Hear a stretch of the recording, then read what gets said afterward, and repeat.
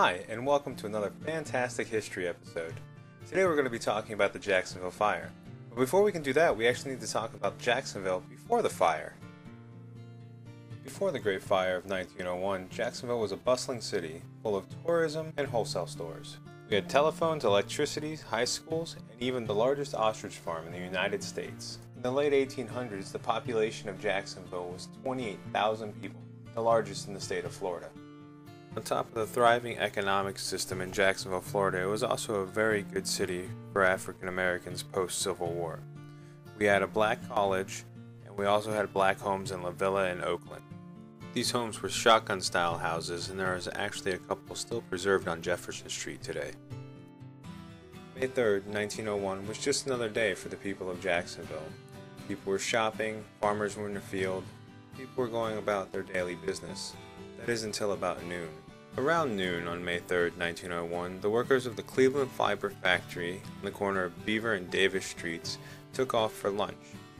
According to Bill Foley and Wayne Wood, an ember from a nearby stove drifted into a pile of Spanish moss and started the fire. No one really knows what happened to the fire watchman or why he didn't sound the alarms.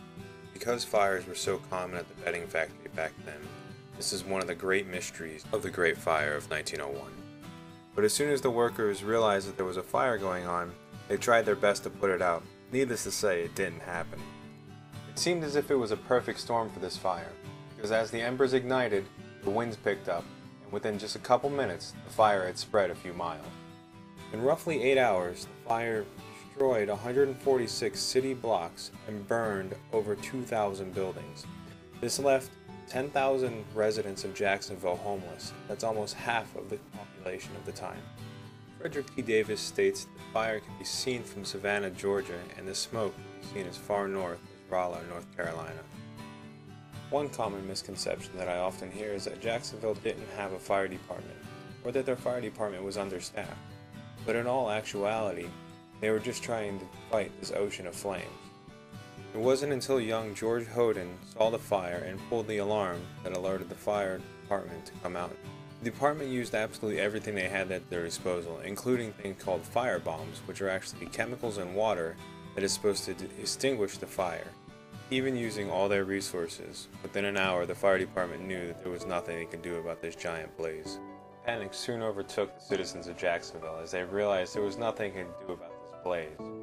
Thousands of citizens ran towards the St. Johns River, trying to find shelter. With winds gusting over 15 miles an hour, the fire spread rapidly throughout Jacksonville. It wasn't until about 8 p.m. when the winds died down that the fire department was able to control the blaze. Even with the fire finally under control, the damage had been done. Jacksonville was in ruins. In just 8 short hours, Jacksonville had been completely decimated. City Hall, the courthouse, and the armory had all been destroyed. The fire caused nearly $15 million worth of property damage in Jacksonville. The St. James Hotel had also been destroyed, one of the main viewpoints of Jacksonville tourism. Even though the Great Fire of 1901 decimated Jacksonville, there's only 7 reported deaths. However, Wyatt Taylor, the curator for the Jacksonville Fire Museum, thinks that the records may be a little skewed due to Jim Crow laws and poor record keeping of the time. This begs the question, did racism allow the fire to grow? James Weldon Johnson, one of the more prominent African Americans at the time of the fire, believes the answer is yes.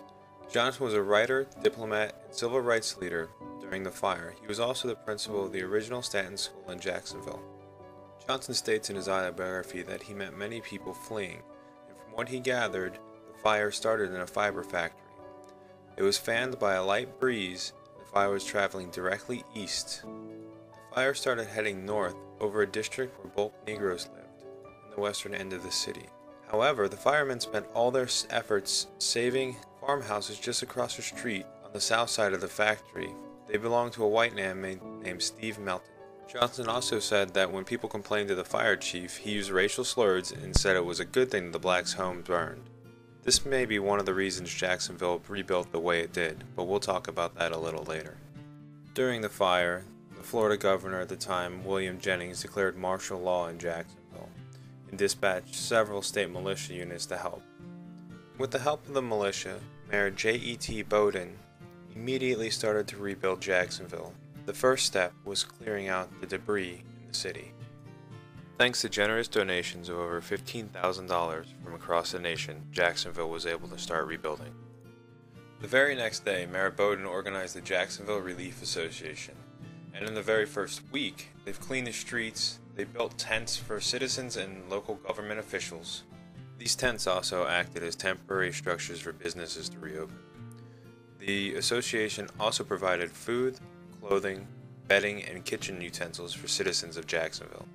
By May 17th, the governor of Florida decided that martial law was no longer needed for Jacksonville, as much of the debris had been removed, the streets and sidewalks were repaired, and even wells, plumbing, and sewers were being fixed. Jacksonville would steadily rebuild until about 1907, when Henry John Clutho made his way down south from New York. Clutho was born in Illinois, and he lived there until he was about 16. Then he moved to Missouri to study business. Later he became interested in architecture and moved to New York to learn more about the field.